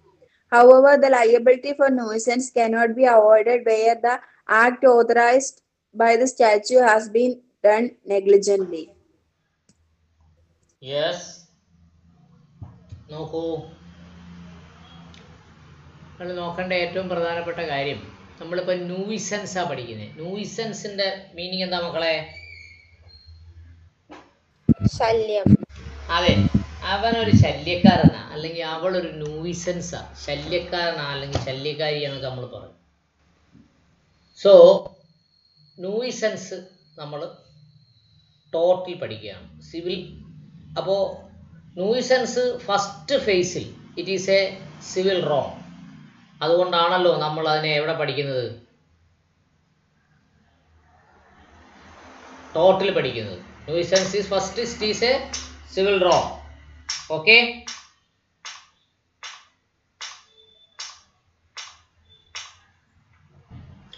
Nuisance firstly it is a civil wrong.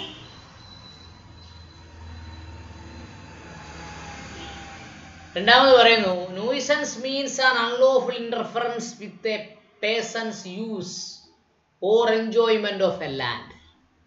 ഒരാളുടെ ലാൻഡിൽ അല്ലെങ്കിൽ അയാളുടെ യൂസിൽ ആവശ്യമില്ലാതെ ഇന്റർഫർ ചെയ്യുന്നതിനെ എന്ത് പറയും? Nuisance എന്ന് പറയും. അവിടെ വളരെ വ്യക്തമായി പറയുന്നു, nuisance means an unlawful interference with a person's use or enjoyment of a land.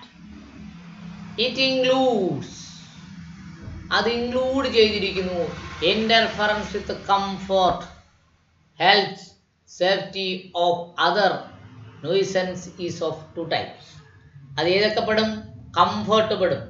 കംഫർട്ടിനകത്ത് ഇടപെട്ടാൽ nuisance ആണ്, ഹെൽത്തിൽ ഇടപെട്ടാൽ ന്യൂയിസൻസ് ആണ്, സേഫ്റ്റിയിൽ ഇടപെട്ടാൽ ന്യൂയിസൻസ് ആണ്. മനസ്സിലായല്ലോ? It can be classified into two categories, public and private. Nuisance is classified in mainly two categories. ന്യൂയിസൻസിനെ പ്രധാനമായും രണ്ട് കാറ്റഗറിയിലാണ് പെടുത്തിയിരിക്കുന്നത്.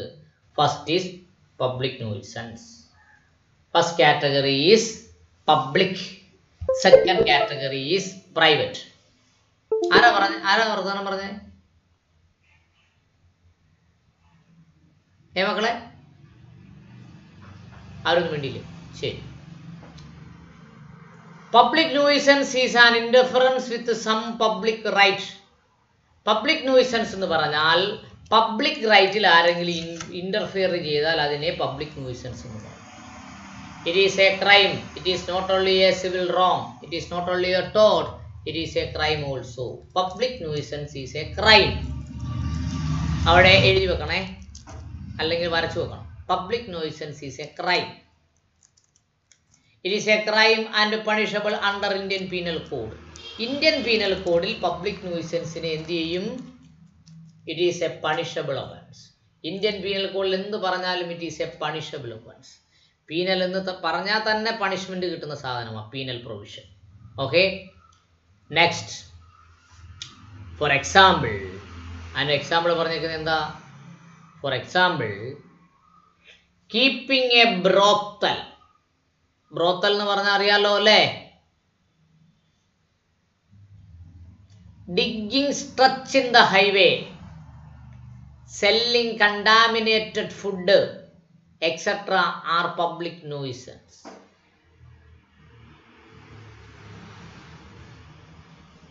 Okay, പിന്നെന്താ പറഞ്ഞേക്കുന്നേ? Private nuisance is civil wrong. Private nuisance ആണെങ്കിൽ അതെന്താണ്? സിവിൽ റോങ് ആണ്. Private nuisance is a civil wrong. എവിടെ എന്ത് പറയുന്നു? പിന്നെ സിവിൽ റോങ് ആണെന്ന് പറഞ്ഞിട്ട് പറയുന്നത് എന്തുവാ? The essentials of the tort of nuisance, private nuisance are as follows. എങ്ങനെ പറയുന്നു? 1, 2. 1.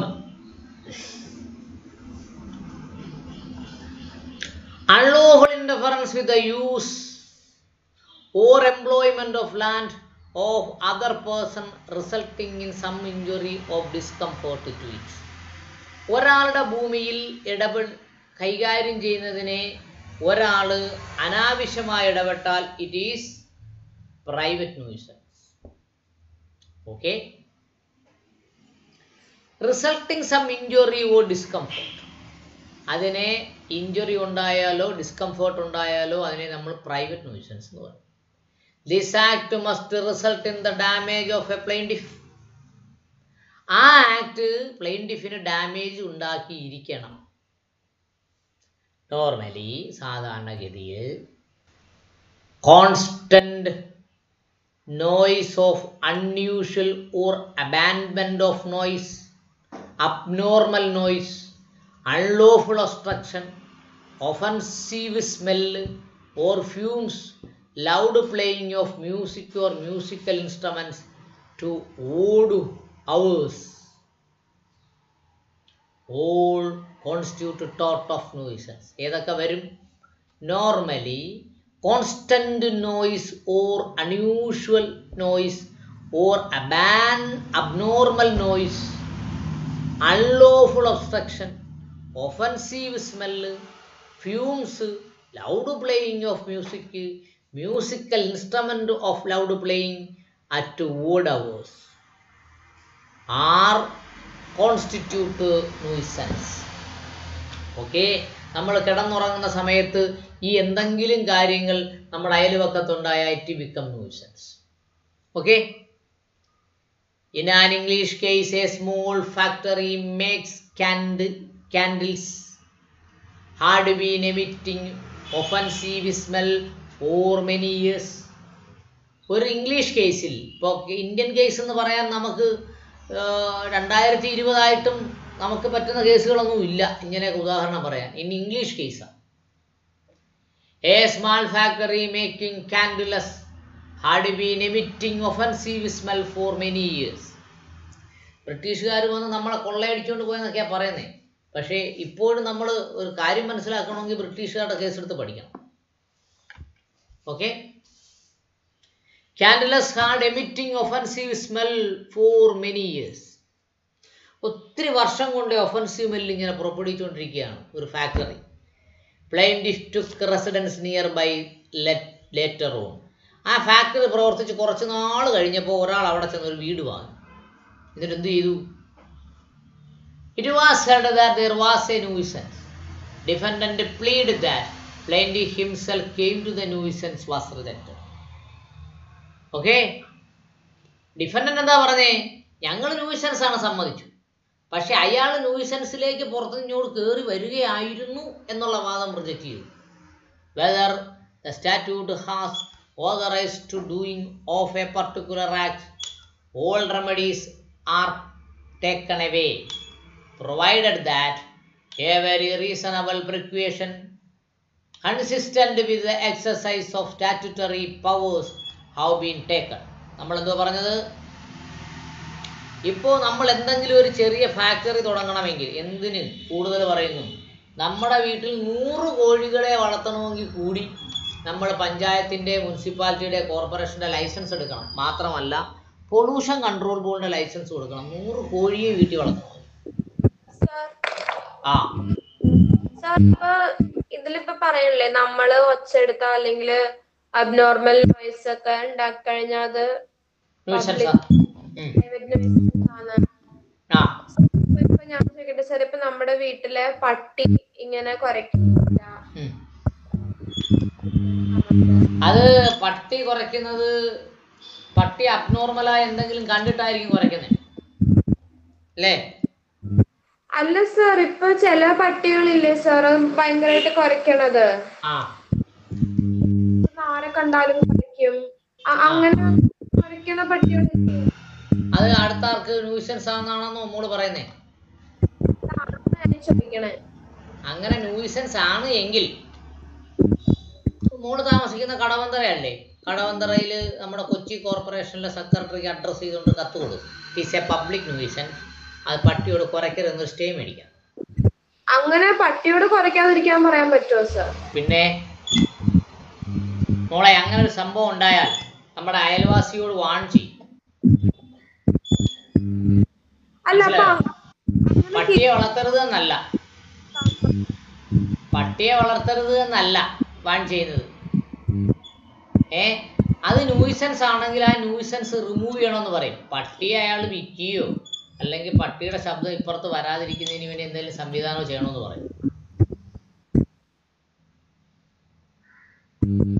അതിന് ഈ പട്ടിയുടെ കേസല്ല, വേറൊരു കേസിനകത്ത് നമ്മൾ പഠിക്കാനുണ്ട്. അപ്പം ഞാൻ പറയാം. പട്ടിയുടെ കേസല്ല, വേറെ ഒരു ശബ്ദം പുറത്തേക്ക് വരുന്നൊരു കേസ് നമുക്ക് ഇതിനകത്ത് പഠിക്കാനുണ്ട്. ഏതിലാ? എക്സാമ്പിൾ കേട്ടോ? Sir. ശരി ശരി. പിന്നെ എന്തായാലും ശരി തന്നെ, മറ്റൊരാളുടെ വീട്ടിൽ നിന്ന് അൺനെസസറി ആയിട്ടൊരു ശബ്ദം നെയ്ബേഴ്സിന് വന്നാൽ അയാൾക്ക് എന്തെങ്കിലും ഡാമേജ് ഉണ്ടാകുന്നു. ഇപ്പോൾ പഠിക്കുന്ന കുട്ടികളാണ്, 10ാം ക്ലാസ് പരീക്ഷയാണ്, അല്ലെങ്കിൽ എൻട്രൻസിന് പഠിച്ചുകൊണ്ടിരിക്കുകയാണ്. ഈ ഒരു പട്ടിയുടെ കുര കൊണ്ട് മാമ പഠിക്കാൻ പറ്റുന്നില്ല. അത് ഗവൺമെൻറ് അതോറിറ്റി എന്ന് പറഞ്ഞാൽ പഞ്ചായത്ത് അതോറിറ്റി, ലോക്കൽ ബോഡി പരിഹരിച്ചല്ലേ പറ്റൂ. അതെങ്ങനെയാ സർ ശരിയാവണം? പട്ടിയോട് കുരയ്ക്കണ്ട, കുഞ്ഞു വാവയോട് കരയാൻ പറ്റും? അതൊന്നും നടക്കുന്ന കാര്യമല്ല. പക്ഷേ അങ്ങനെ ഒരു പ്രശ്നം ഉണ്ടായാൽ റീസണബിൾ പ്രിക്വേഷൻ എടുത്തുകൊണ്ട് ഒന്ന് ശബ്ദത്തിനെ റെഡ്യൂസ് ചെയ്യാനുള്ള പരിപാടികളൊക്കെ ഉണ്ടല്ലോ. സർ അപ്പൊ അങ്ങനെയാണെങ്കിൽ ഈ റെയിൽവേ സർ അങ്ങനെയാണെങ്കിൽ റെയിൽവേ ട്രാക്കിന്റെ അടുത്ത് താമസിക്കുന്ന ആൾക്കാര് ട്രെയിനിന്റെ ഒച്ചാറിന് ട്രാക്ക് എടുത്ത് മാറ്റാൻ പറയോ സർ? അത് ചെയ്യത്തില്ല. കാര്യം എന്താണെന്നറിയാമോ? It is sovereign function. എന്ത് ഫംഗ്ഷനാ? എന്ത് ഫംഗ്ഷനാ മക്കളെ? Sovereign function. നിയമപ്രകാരമുള്ള സൈലൻസറുകൾ ഉപയോഗിച്ചുകൊണ്ടാണ് അത് പ്രവർത്തിക്കുന്നത്. അതിൽ കൂടുതൽ അതിന് സൈലൻസ് കുറയ്ക്കാൻ പറ്റത്തില്ല. എന്തിനാ റെയിൽവേയിൽ ഫോൺ വെച്ചേക്കുന്നത്? ട്രാക്കിൽ കിടന്നുറങ്ങുന്ന ആരെങ്കിലും കൊണ്ട് എഴുന്നേറ്റ് പോകാൻ വേണ്ടിയാ അല്ലേ? What is the purpose of phone in the railway engine? To give alarm, to avoid danger. അല്ലേ? Now, what is the purpose of using that sound? That is an important thing. Okay. Are you satisfied? Yes sir. Yes. അപ്പോൾ നമ്മൾ എവിടെ പറഞ്ഞേ? വേറെ statute has authorized to doing a particular act.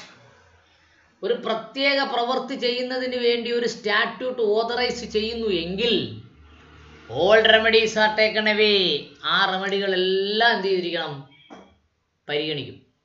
Provided that every reasonable precaution consist of the exercise of statutory powers has been taken. അങ്ങനെ ചെയ്യുന്നതിന് വേണ്ടിയുള്ള എല്ലാ statutory പവറും ഉപയോഗിച്ചിട്ടുണ്ടോ എന്ന് പരിശോധിക്കും. അതാ ഞാൻ മുമ്പേ പറഞ്ഞേ, നമ്മൾ കോഴിയെ വളർത്തുന്നു, നമുക്ക് വീട്ടിൽ കോഴിയുണ്ട്. 100 കോഴി ആയാൽ പഞ്ചായത്തിൻ്റെ, മുനിസിപ്പാലിറ്റിയുടെ അല്ലെങ്കിൽ കോർപ്പറേഷൻ്റെ കയ്യിൽ നിന്ന് കോഴിയെ വളർത്തുന്നതിന് വേണ്ടി നമ്മൾ ലൈസൻസ് വാങ്ങണം. ഇല്ലെങ്കിൽ അയലത്തെ ആരെങ്കിലും വന്ന് പരാതി കൊടുക്കുകയാണെങ്കിൽ പഞ്ചായത്തുകാർ വരും, കേട്ടോ പോയി ലൈസൻസ് എടുത്തിട്ട് വളർത്തണം കേട്ടോ, ഇല്ലെങ്കിൽ ഞങ്ങൾ പിടിച്ചുകൊണ്ട് പോകും കേട്ടോ എന്ന് പറയും കോഴിയെ. അപ്പോൾ നമ്മുടെ നിയമങ്ങൾ അങ്ങനെയാണ്. പരിസര മലിനീകരണം, അയലത്തുകാർക്ക് ശല്യം ഉണ്ടാക്കരുത് എന്ന് പറഞ്ഞുകൊണ്ട് ആവശ്യം പോലെ നിയമങ്ങളുണ്ട് കേട്ടോ. എന്ത് പറഞ്ഞാലും അതിൻ്റെ അറ്റത്ത് നിയമമുണ്ട്. Next English case. ഓക്കെ, അപ്പോൾ English case. A defendant under A statutory authority used locomotive engine on their railways. റെയിൽവേയുടെ കേസ്. റെയിൽവേയിൽ ഉപയോഗിക്കുന്ന ലോക്കോമോട്ടീവ് എഞ്ചിൻ, ഇപ്പോൾ ഉപയോഗിക്കുന്ന എഞ്ചിൻ ലോക്കോമോട്ടീവ് എഞ്ചിനാണ്. ഇപ്പോൾ ഉപയോഗിക്കുന്ന ഇലക്ട്രിക് എഞ്ചിനും ഡീസൽ എഞ്ചിനും വന്നേ ഉള്ളൂ. അന്തകാലത്ത് ഈ എഞ്ചിനാണോ?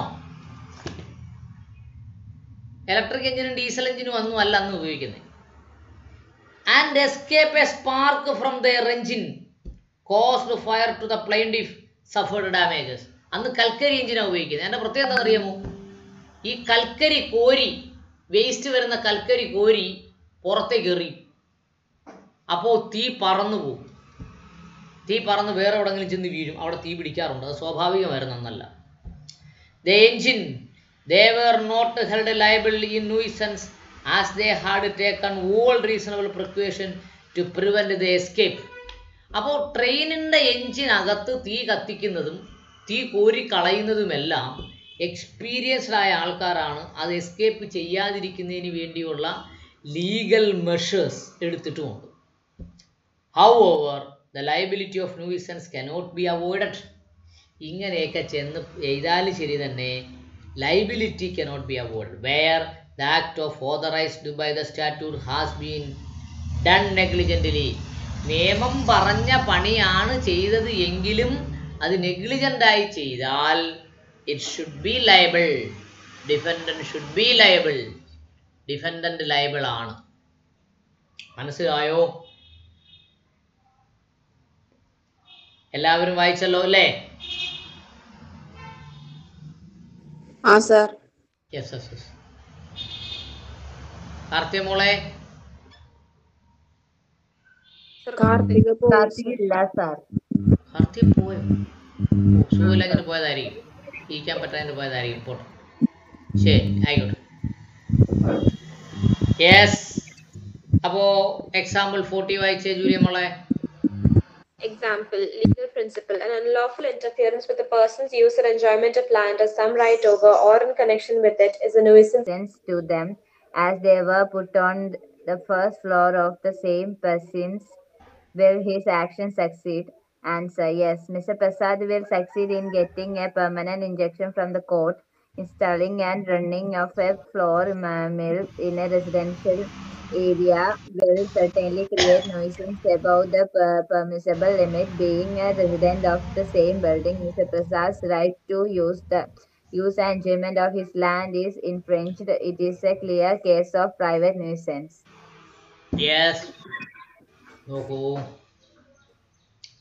Legal principle. An unlawful interference with a person use or enjoyment of lawful or some right over in connection with it is a nuisance of tort. നിയമപരമല്ലാതെ an unlawful interference with a person's use or enjoyment of land or some right over it. നിയമപരമല്ലാതെ ഒരാൾ മറ്റൊരാളുടെ ഭൂമിയുടെ എൻജോയ്മെൻറ്റിനെ കുറിച്ചോ അതിൻ്റെ എന്തെങ്കിലും അവകാശങ്ങളെ കുറിച്ചോ ഇടപെട്ടാൽ it is in connection with the nuisance in tort. Civil കേസിൽ it is a tort factual situation. Mister Prasad filed suit against Mr. Shyam for the permanent injunction to restrain him from installing and running a flour mill in their premises. എന്തുവാ പറഞ്ഞേ? Mister Prasad file a suit. Mister Prasad ഒരു civil case file ചെയ്തു. Mister Shyam ആർക്കെതിരെ? Against mister Shyam, ശ്യാമിനെതിരെ. For a permanent injunction to restrain him. എന്ത് ചെയ്തു? Permanent injunction വാങ്ങി. എന്തുവാ? Restraining him and running a flour mill in their premises. ഒരു ഫ്ലോർ മില്ല് നടത്തരുത് ഞങ്ങളുടെ സ്ഥലത്ത്. എന്ത് പറഞ്ഞു? According to mister Prasad, mister പ്രസാദിൻ്റെ ആരോപണം എങ്ങനെയൊക്കെയാണ്? It create a nuisance to them as they were put on the first floor of the same premises. First ഫ്ലോറിൽ അത് ചെയ്യുന്നത് കൊണ്ട് എല്ലാവർക്കും ശല്യമാണ്. Answer is yes. അപ്പോൾ will the action is succeed? Mister Prasad ജയിക്കുമോ? ജയിക്കും. Mister Prasad will succeed in getting a permanent injection from the court. Permanent injection വാങ്ങുന്നതിൽ വിജയിക്കും. Installing and running a flour mill in the residential area will certainly create nuisance above the permissible limit. Being a resident of some building, Mr. Prasad's right to use the enjoyment of his land is infringed. It is clear case of private nuisance. ഇത് private ന്യൂസിൻ്റെ clear കേസാണ്. Mister Prasad ഈ കേസിൽ വിജയിക്കും. പക്ഷേ ഇപ്പോഴത്തെ floor മില്ലിനൊരു പ്രശ്നമുണ്ട്. ഇപ്പോഴത്തെ floor മില്ലിന് ശബ്ദമില്ല. അതുകൊണ്ട് ഈ സൗണ്ട് പൊല്യൂഷൻ അവിടെ ആരോപിക്കാൻ പറ്റില്ല. ഇപ്പോൾ ഈ സിറ്റികളിലെല്ലാം ഈ റെസിഡൻഷ്യൽ ഏരിയയിലെല്ലാം ഫ്ലോർ മില്ലുണ്ട്. അതിന് ഇത് ശബ്ദമില്ലാത്തതാണ്. എന്ന് പറഞ്ഞാൽ ശബ്ദം വളരെ കുറവാണ്. പെർമിസിബിൾ ലിമിറ്റ് മുകളിലേക്ക് ശബ്ദമില്ല. അതുകൊണ്ട് അതൊരു വലിയ പ്രശ്നമായി മാറുന്നില്ല. അപ്പോൾ നിങ്ങൾ ശ്രദ്ധിച്ചേക്കാം, ഇപ്പോൾ ഈ ഫ്ലോർ മില്ല് പലയിടത്തും ഉണ്ടല്ലോ, എന്തുകൊണ്ട് അവർക്കെതിരെ ആക്ഷൻ എടുക്കാത്തത്? അവർക്ക് പെർമിസിബിൾ ലിമിറ്റിൽ താഴെയാണ് അതിൻ്റെ ശബ്ദമുള്ളത്. അതുകൊണ്ട്. അഞ്ജുഷ വായിച്ചായിരുന്നോ? ഇല്ല സാർ. അധികം വായിച്ചോ? Sir, വായിച്ചു. അഞ്ജുഷ വായിച്ചേ. Example 40. Legal principle. An unlawful interference with a person's use or enjoyment of land or some right over or connection with it is a nuisance in tort. Factual situation. Mr. Prasad filed suit against Mr. Shyam for a permanent injunction to restrain him from installing and running flour mill in their premises. According to Mr. Prasad, it created nuisance to them as they were put on the first floor of the same premises. Will his action succeed? Answer: Yes, Mr. Prasad will succeed in getting a permanent injunction from the court. Installing and running of a floor mill in a residential area will certainly create noise above the permissible limit. Being a resident of the same building, Mr. Prasad's right to use the enjoyment of his land is infringed. It is a clear case of private nuisance. Yes, മനസ്സിലായോ മക്കളെ? മനസ്സിലായി sir. ഇനി പറയണോ? വേണ്ട. ഉണ്ട് sir. വേണ്ട. അപ്പോൾ അടുത്ത വായിച്ചേ ജൂലി മോളെ. 41. Example. Legal principle. An unlawful interference with a person's use or environment of land or some right over with it is a nuisance. Factual situation. Mr. Sharma land grows a banyan tree, which by its nature spreads its roots into Mr. Mehta's premises as well. Can Mr. Mehta succeed in the suit against Mr. Sharma? A banyan tree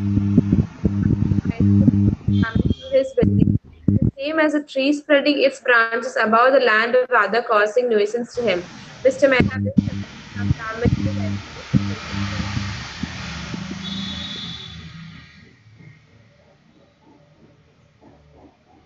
Julie മോള് പോയോ?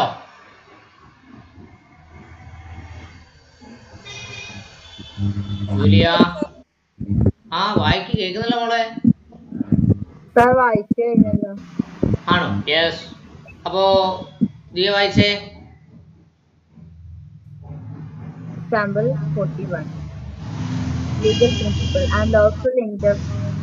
Unlawful interference with a person's use or enjoyment of land or some right over or in connection with it is a nuisance in tort. Factual situation.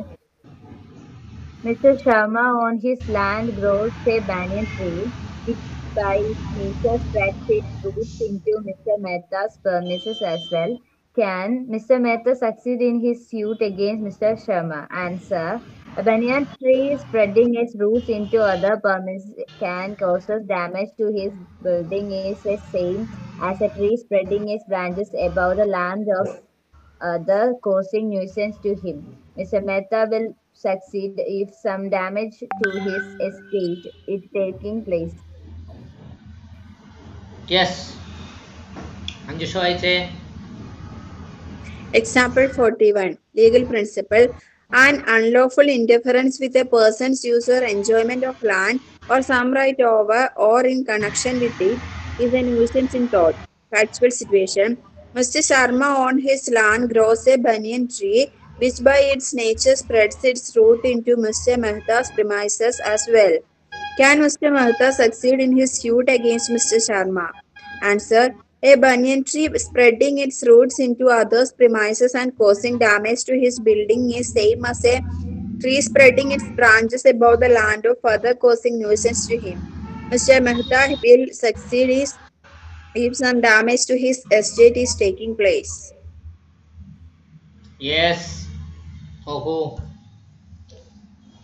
An unlawful interference with a person's use or enjoyment of land or some right over in connection with its nuisance on tort. അവിടെ എന്താ പറഞ്ഞേ? An unlawful interference with a person's use or enjoyment of land or some right over in connection with its nuisance of tort. നോക്കൂ. Factual situation. Mr. Sharma on his land grows a banyan tree. Banyan tree എന്ന് പറഞ്ഞാൽ അറിയാലോ? എന്താ മക്കളെ banyan tree എന്ന് പറഞ്ഞാൽ? ആൽമരല്ലേ sir? ആ, അത് തന്നെ. വലിയ മരം, വലുതായിട്ട് പടരുന്ന മരം. Which by its nature spreads its root into Mr. Mehenda's premises as well.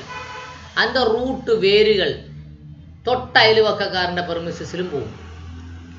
Mister Mehanta succeed in his suit against Sharma.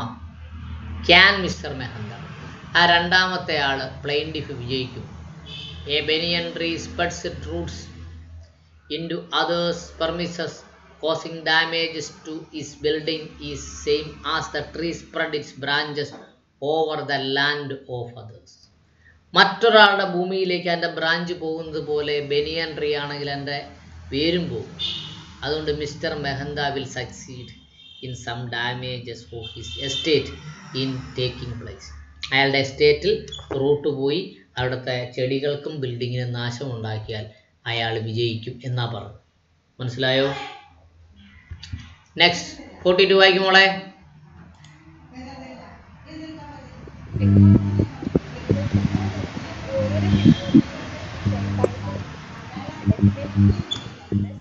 But the owner's right to airspace above his land is restricted to such height as is necessary for the ordinary use and enjoyment of his land and the structures on it.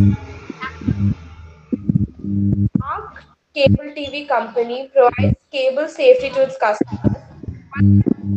Passes over the house of Mr. Bajaj, who is not a customer of Arc TV. If the attached to his house not to any protection thereof, further it is because of the cable quantity of the son of Bajaj is unable to fly a kite in the terrace. Mr. Bajaj asked the cable company to alter the position of the cable, but to no avail. One day, Mr. Bajaj cut the cable and thus cleared the airspace above his house. The cable company has lost counterclaims against A. The company will not succeed because Mr. Bajaj has every right to airspace above his property to a reasonable extent. B. The company will succeed because the electricity will laying of the company will succeed because the cable was not interfering with the ordinary use and enjoyment of Mr. Bajaj's property. D. Both B and yes, നോക്കൂ. Legal principle. The answer of എന്താ പറഞ്ഞേക്കുന്നേ? 42. The owner of an immovable property is entitled to a column of airspace above the surface. ഒരു immovable property ഉണ്ട്. എനിക്കൊരു വീടുണ്ട്, അല്ലെ ഒരു land ഉണ്ട്. അതിൻ്റെ മുകളിലേക്ക് എത്രത്തോളം എയർ ഉണ്ടോ ആ എയർ എല്ലാം എനിക്ക് ഉപയോഗിക്കാനുള്ളതാണ്, എൻ്റെ സ്വാതന്ത്ര്യം. But the owner's right to airspace above the land is restricted to such height as necessary for ordinary use of enjoyment this land and the structures of on it. അതിൻ്റെ സ്ട്രക്ചറും അതിൻ്റെ എയറും ഉപയോഗിക്കുന്നതിനൊരു പരിധിയും അനുവദിച്ചിട്ടുണ്ട്. The factual situation. ആർക്ക് cable T V എന്ന് പറഞ്ഞൊരു T V ഉണ്ട് നമ്മുടെ നാട്ടിലൊക്കെ. ഇപ്പോൾ ഏഷ്യനെറ്റ് കേബിൾ ടി വി ഒക്കെ ഉണ്ടല്ലോ, അതുപോലെ provides cable facility for customers. Arc cable T V എന്ന് പറയുന്ന കമ്പനി കസ്റ്റമേഴ്സിന് കേബിൾ കണക്ഷൻ കൊടുക്കും. On such cable connection passed over the house of mister Bajaj. Mister ബജാറിന്റെ വീട്ടിന്റെ മുകളിലൂടെയാണ് കേബിൾ കണക്ഷൻ വലിച്ചിട്ടുള്ളത്. Who is not a customer of Arc cable T V. അയാൾ Arc cable ടിവിയുടെ കസ്റ്റമറും അല്ല. അവിടെ പറഞ്ഞിരിക്കുന്നത് the cable is neither attached to his house nor to project thereof. ആ കേബിൾ കണക്ഷൻ അല്ലെങ്കിൽ കേബിൾ വലിച്ചിരിക്കുന്നത് നോർ ടു പ്രൊജക്ഷൻ, അയാളുടെ വീട്ടിൽ അറ്റാച്ച് ചെയ്തിട്ടില്ല, പ്രൊജക്റ്റ് ചെയ്തിട്ടുമില്ല. Further it is at 15 feet above the terrace.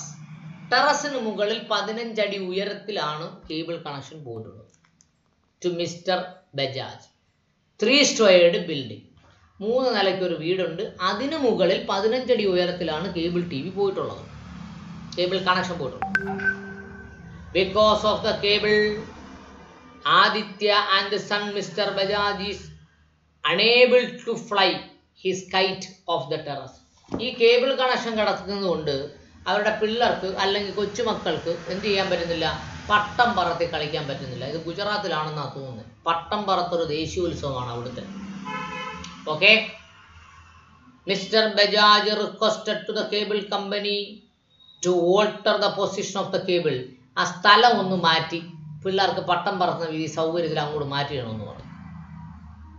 Okay. But no avail. പക്ഷേ അവർ cable T V പ്രതികരിച്ചില്ല. എന്ത് ചെയ്തു? One day mister Bajaj cut the cable and cleared the air space above. Mister Bajaj എന്ത് ചെയ്തു? കട്ട് ചെയ്തങ്ങൾ. The cable company having suffered loss of and 1000 brings legal action. 1000 രൂപയുടെ നഷ്ടം വന്നു. അതുകൊണ്ട് അവർ ലീഗൽ ആക്ഷൻ എടുത്തു. The correct answer is C. The company will succeed because the cable was not interfering with the ordinary use and enjoyment of Bajaj property. Ordinary use ഇന് interference ഇല്ല. പട്ടം പറത്തി കളിക്കുക എന്നുള്ളത് it is not an ordinary use. Okay. പക്ഷേ ഇയാളത് മുറിച്ച് കളയാതെ കേസ് കൊടുത്തിരുന്നെങ്കിൽ അയാൾക്ക് അനുകൂലമായിട്ടൊരു വിധി കിട്ടുമായിരുന്നു. ഇനി ആരാ വായിക്കാനുള്ളത്? വായിക്ക്. ഞാൻ വായിക്കും. Example 42 Legal Principle. The owner of movable property is entitled to a column of airspace above the surface, but the owner's right to airspace above his land is restricted to such highest as is necessary for the ordinary use and enjoyment of his land and the structure on it. Factor situation. Our cable TV company provides cable facility to its customers. One such cable connection passes over the house of Mr. Bajaj, who is not a customer of our cable TV company. The cable is neither attached to his house nor to any projection thereof. Further, it is at 15 feet above the terrace of Mr. Bajaj's three-storied house. Because of the cable, Aditya, the son of Mr. Bajaj, is unable to fly a kite on the terrace. Mr. Bajaj requests the cable company to alert the position of the cable, but to no avail. One day, Mr. Bajaj cut the cable and thus cleared the air pass above his house. The cable company, having suffered a loss of rupees 1,000, bring legal action against Mr. Bajaj. The company will not succeed because Mr. Bajaj has the every right to ensure proper enjoyment of his property by removing objects causing obstruction in the airspace above his property to a reasonable extent. B. The company will succeed because, like electricity, telephone cable, laying of such cable is a common practice in all cities. C. The company will succeed because the cable was not interfering with the ordinary use and enjoyment of Mr. Bajaj's property.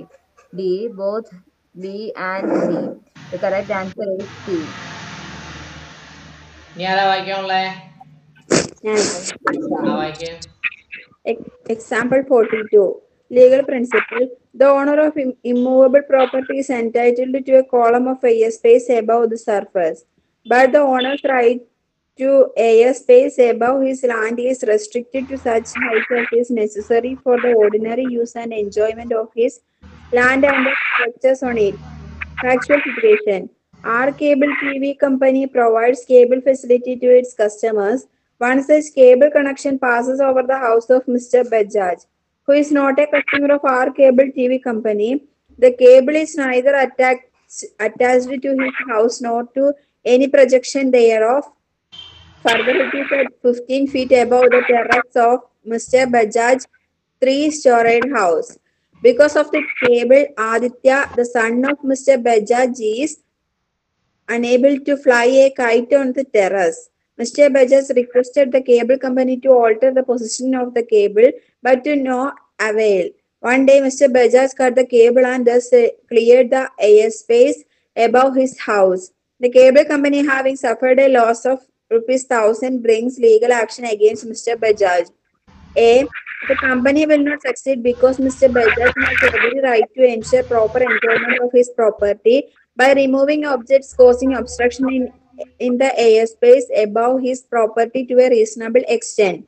The company will succeed because, like B, the company will succeed because, like electricity, telephone cables, flying off such cable is a common practice in all cities. C. The company will succeed because the cable was not interfering with the ordinary use and enjoyment of Mr. Bajaj's property. D. Both B and C. The correct answer is C. Yes. ഇപ്പോൾ നമുക്ക് തൽക്കാലം ഇവിടെ നിൽക്കട്ടെ. Defamation തുടങ്ങുകയാണെങ്കിൽ നമ്മൾ കുറച്ചും കൂടെ സമയം എടുക്കും. ദ ലോ ഓഫ് കോൺട്രാക്ട് വരെ നമുക്ക് ഒരുമിച്ചങ്ങ് പോകേണ്ടി വരും.